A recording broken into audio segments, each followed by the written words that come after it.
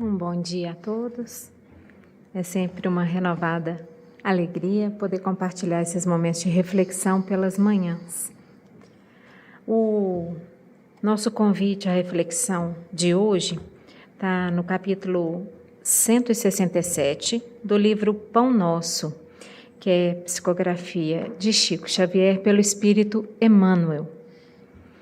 E esse capítulo tem o título de Entendimento. Emmanuel escolhe uma passagem da carta de Paulo à comunidade dos Romanos para fazer a reflexão a que nós nos dedicaremos nessa manhã. E diz assim, esse trecho da carta de Paulo aos Romanos: transformai-vos pela renovação de vosso entendimento. Emmanuel traz as seguintes reflexões. Quando nos reportamos ao problema da transformação espiritual, a comunidade dos discípulos do Evangelho concorda conosco quanto à semelhante necessidade, mas nem todos demonstram perfeita compreensão do assunto. No fundo, todos desejam a modificação.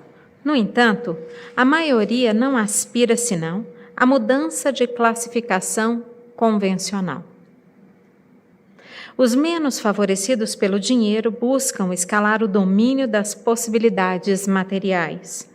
Os detentores de tarefas humildes pleteiam as grandes posições e, num crescendo desconcertante, quase todos pretendem a transformação indébita das oportunidades a que se ajustam, mergulhando na desordem inquietante. A renovação indispensável não é a do plano exterior flutuante. Transformar-se-á o cristão devotado não pelos sinais externos, e sim pelo entendimento, dotando a própria mente de nova luz em novas concepções. Assim como qualquer trabalho terrestre pede a sincera aplicação dos aprendizes a que eles se dedicam, o serviço de aprimoramento mental exige constância de esforço no bem e no conhecimento. Ainda aqui, é forçoso reconhecer que a disciplina entrará com fatores decisivos. Não te cristalizes, pois, em falsas noções que já te prejudicaram o dia de ontem. Repara a estrutura de teus raciocínios de agora ante as circunstâncias que te rodeiam. Pergunta a ti próprio quanto ganhaste no Evangelho, para analisar retamente este ou aquele acontecimento de teu caminho. Faze isso, e a bondade do Senhor te auxiliará na esclarecedora resposta a ti mesmo. Essa carta que Paulo escreve aos Romanos, nesse item 12, é extremamente interessante. No capítulo 12, o versículo 2, que é esse de abertura da reflexão da manhã que Emmanuel escolhe. O versículo inteiro, que Emmanuel tirou só uma frase, ele diz o seguinte: não vos conformeis com este mundo, mas transformai-vos pela renovação de vosso entendimento, para que possais discernir qual é a vontade de Deus, o que é bom, o que lhe agrada e o que é perfeito. É bastante significativo que Paulo afirma muito claramente, a gente não precisa fazer muitos esforços de interpretação nessa orientação em particular, que nós somente conheceremos a Deus gradativamente através da transformação do nosso entendimento.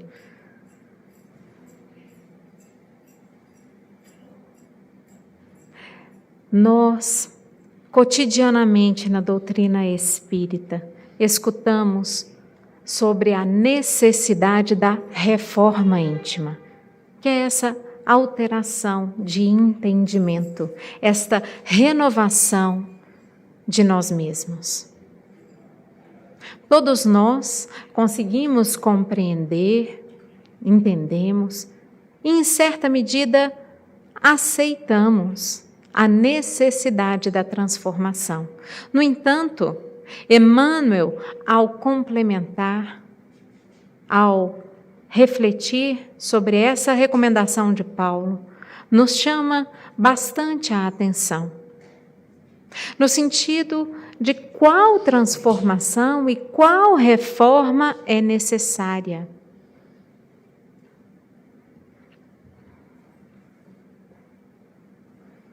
A renovação indispensável não é a do plano exterior flutuante. A gente muitas vezes ainda nos comprazendo no egoísmo, no orgulho que ainda marca as nossas personalidades de uma maneira geral no plano terrestre. Buscamos transformações do plano exterior. A melhoria de emprego, a melhoria de situação material, trabalhos mais importantes, que seja ainda no templo religioso. Nos parece às vezes que apenas servir uma água é tarefa muito pouco relevante, que somente quando estivermos fazendo trabalhos reconhecidos por toda a comunidade, que estaremos fazendo algo relevante. Mas não é essa a transformação a que nos propomos quando retornamos à vida material. Não é essa a transformação que nos dará aquilo que nós tanto ansiamos, a nossa paz interior, o entendimento de Deus, a consciência plena do amor. Emmanuel coloca: transformar-se-á o cristão devotado não pelos sinais externos, e sim pelo entendimento, dotando a própria mente de nova luz em novas concepções. A pergunta que nos cabe nesse passo é: o quanto de nossas convicções nós já alteramos? O que hoje eu penso e entendo do mundo que é essencialmente diferente do que eu pensava, por exemplo, há 10 anos atrás.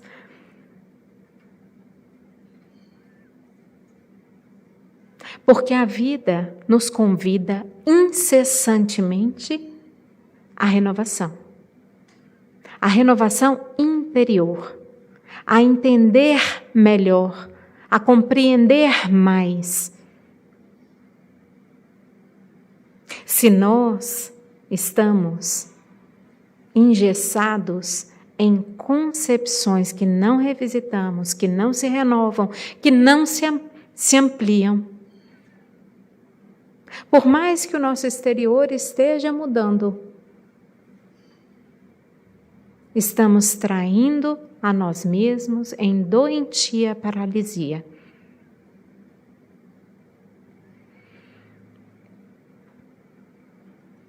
Emmanuel mais uma vez pontua: como qualquer trabalho terrestre pede a sincera aplicação dos aprendizes a que eles se dedicam, o serviço de aprimoramento mental exige constância de esforço no bem e esforço no conhecimento. Precisaremos aplicar as nossas forças, a nossa disciplina, o nosso esforço em 2 frentes: a do conhecimento, a da reflexão, a da busca de novos conceitos, mas também conjugar este conhecimento à ação no bem. 2 asas que precisam ser fortalecidas juntas para garantir a ascensão espiritual segura.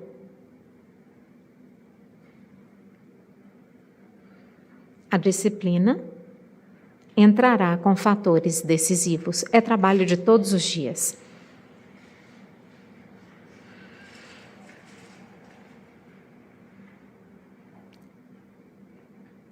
Quando Emmanuel diz, não te cristalizes em falsas noções que já te prejudicaram no dia de ontem. É necessário que a gente tenha bastante atenção, porque a gente se cristaliza com muita facilidade. Eu sou assim.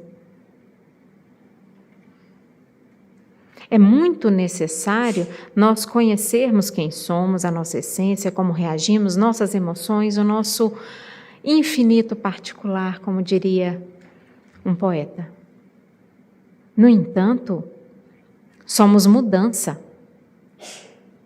Aquilo que já nos prejudicou, aquilo que nos limita, aquilo que nos afasta do amor, do outro, da compreensão, do perdão, da compaixão, isso tem que ser mudado.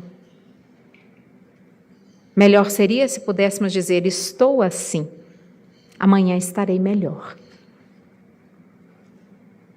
E é interessante que somos tão refratários a mudanças de comportamento que, por vezes, quando observamos a mudança em alguém próximo de nós, ainda que seja para melhor, lançamos crítica.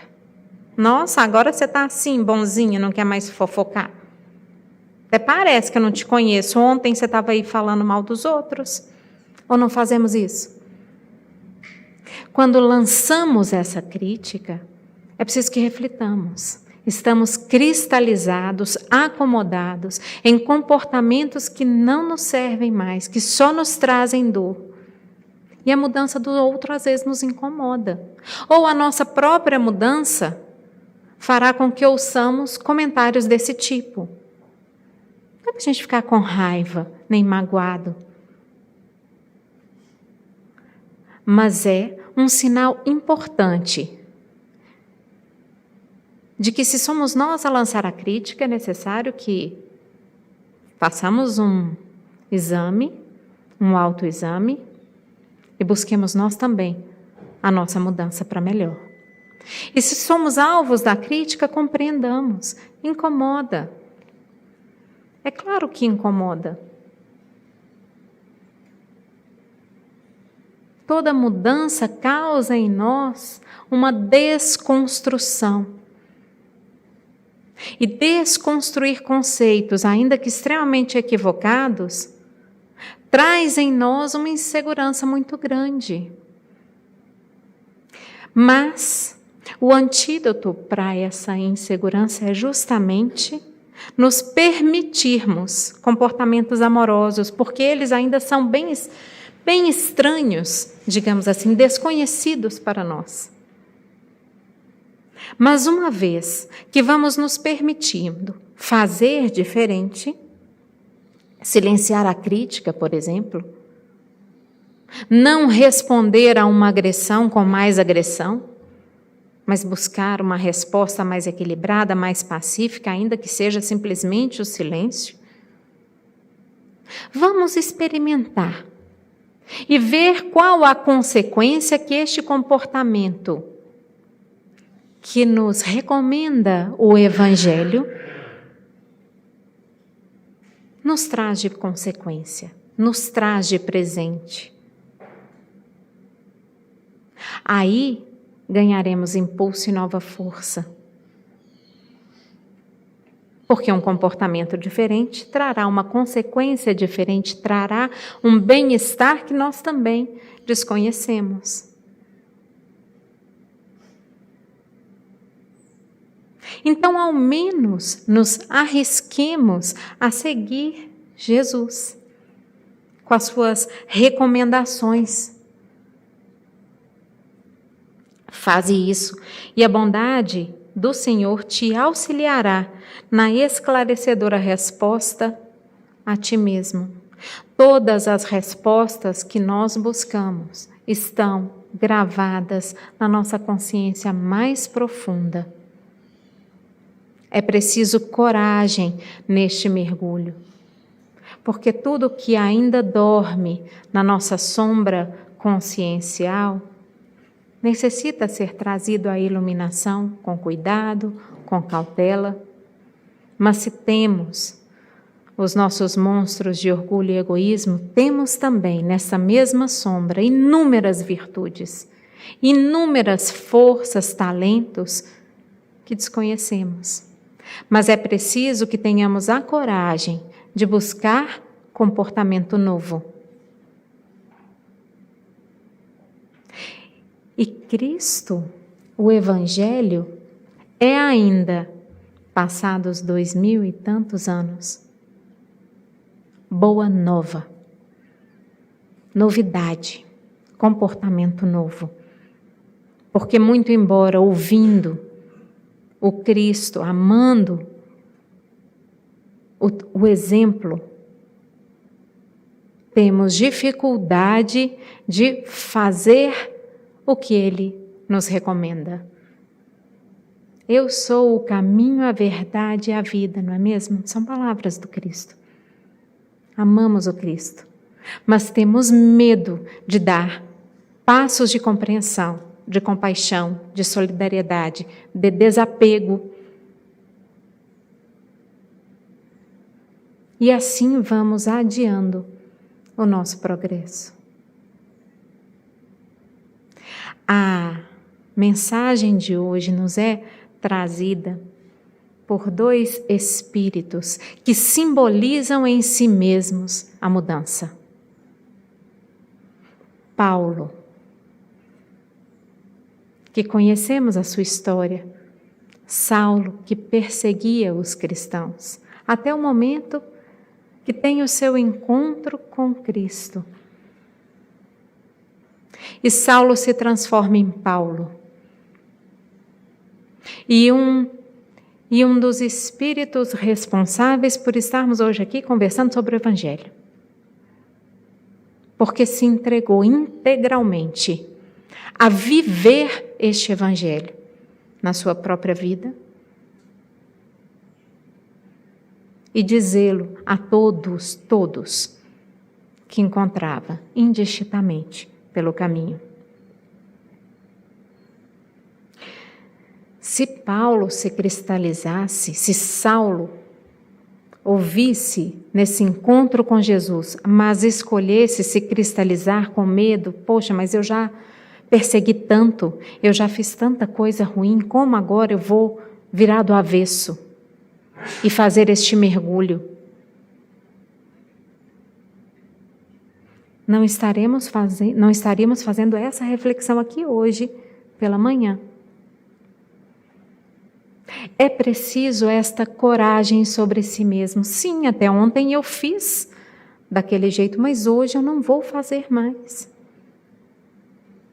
Eu vou parar de gritar com os meus familiares. Eu não vou fazer mais isso. Fiz até ontem, mas a partir de hoje não faço mais. Nós conseguimos. Emmanuel é outro testemunho de mudança e vitória sobre si mesmos. A própria história desses espíritos nos chama a vencer a nós mesmos. Eles nos dizem, sim, vocês também são capazes. É preciso ativar a vontade profunda desta mudança.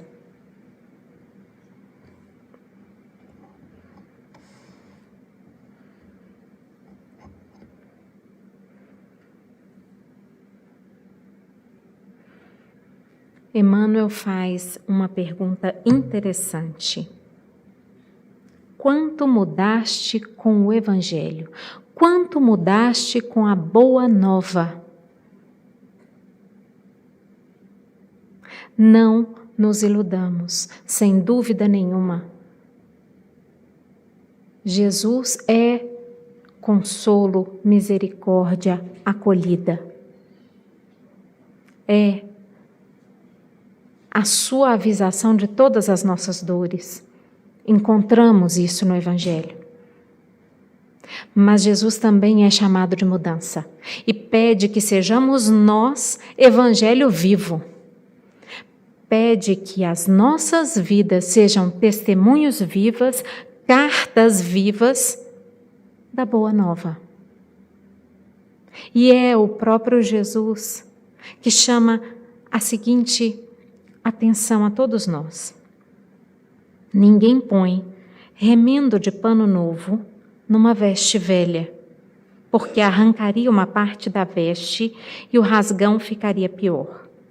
Não se coloca tampouco vinho novo em odres velhos, do contrário, os odres se rompem, o vinho se derrama e os odres se perdem. Coloca-se, porém, vinho novo em odres novos, e assim tanto um como o outro se consomem. A mensagem do Cristo é integral. Não dá para sermos meio cristãos. Não se põe remendo novo em tecido velho. Jesus nos chama a uma transformação integral. A que nos transformemos integralmente e sejamos a luz a que estamos destinados. É preciso coragem para rasgar toda a vestimenta andrajosa de fato, porque se olharmos os tecidos que o orgulho, o egoísmo tecem, do ponto de vista espiritual, são andrágios. Diminuem a todo filho de Deus, que somos todos nós. E ao enxergar com os olhos dos espíritos, a gente fica com a pergunta. Ao enxergar com o olho espiritual, a gente fica com a pergunta: por que seguimos optando em nos cobrir de andrajos, ao invés de buscar tecido novo, integral?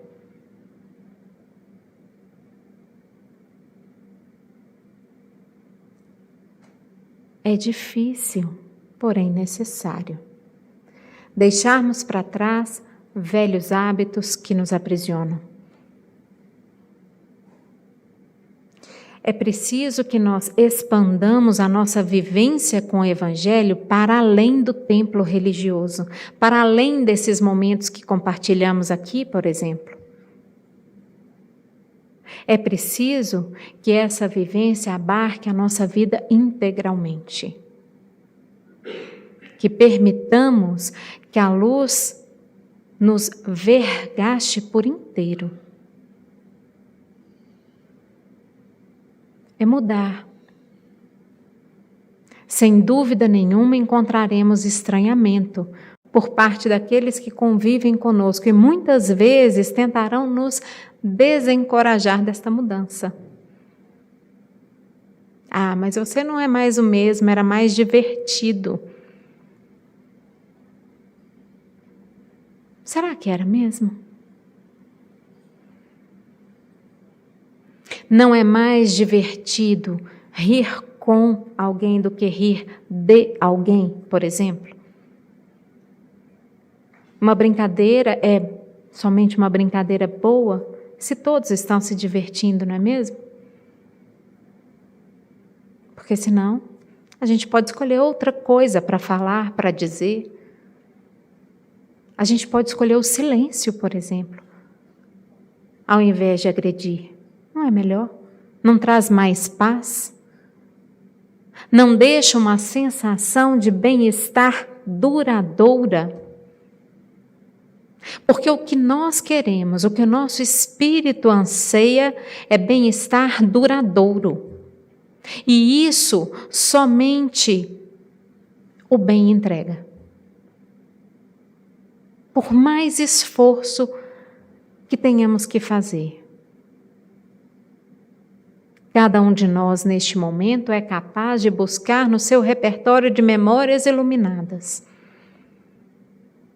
a sensação do abraço de alguém que se ama. Busquemos agora trazer à mente a sensação de um abraço de alguém que amamos e que nós amamos em retorno. Basta fechar os olhos e esse sentimento nos preenche. Isso é bem-estar duradouro. São essas respostas que nós precisamos fixar e escolher, porque são esses comportamentos que nos trazem bem-estar que nós precisamos manter. Todo o resto precisamos mudar.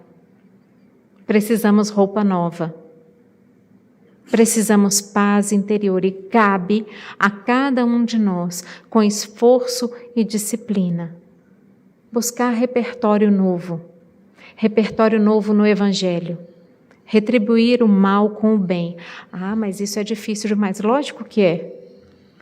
Mas vamos buscar, por exemplo, essa máxima e viver o dia de hoje de acordo com essa máxima. Que a nossa resposta a tudo que nos acontecer, tudo, seja uma boa resposta com uma boa vibração. Poxa, entrei na loja, o atendente foi grosso comigo. Que eu consiga respondê-lo, no mínimo, com educação, com boa educação. Que eu consiga fazer silenciosamente para aquele ser uma oração, retribuir o mal com o bem. Ao final do dia, façamos um inventário dos sentimentos que recolhemos no dia de hoje. Essa é a proposta, é uma proposta bem prática. Estamos começando o dia, a gente começa o dia com uma proposta de comportamento novo. Ao final do dia, façamos um inventário de como nos sentimos em cada um desses momentos, em que retribuímos algo ruim com uma atitude equilibrada. Tenho certeza que o fim de semana virá mais colorido para todos nós. Uma boa manhã, um bom final de semana a todos vocês.